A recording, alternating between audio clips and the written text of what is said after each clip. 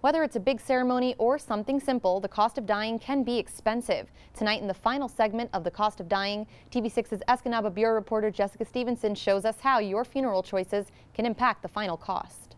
This is like a crepe material, and crepe is usually your least expensive. When planning a funeral for yourself or a loved one, there's a lot to consider. Each has a unique price tag. We have our service charge, but then, depending on what type of casket they like, what type of vault they like, the families are really the ones that really prices out the funeral, not the funeral director.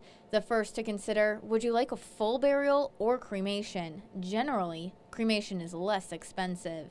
If you don't want a service, memorial, or mass, direct cremation is an option. It's about $2,000. There are also more expensive options with cremation.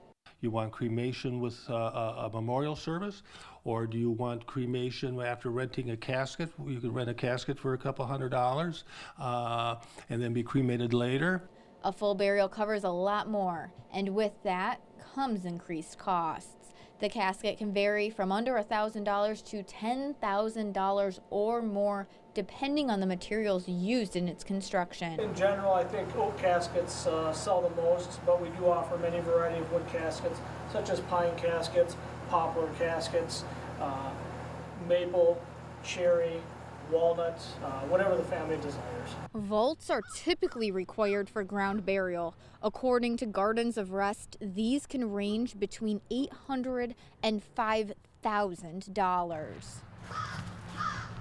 Grave markers also widely vary in price. A flat one could be about $1,500, while an upright headstone could be $8,000 or more. When making these decisions, funeral directors recommend speaking with your family first.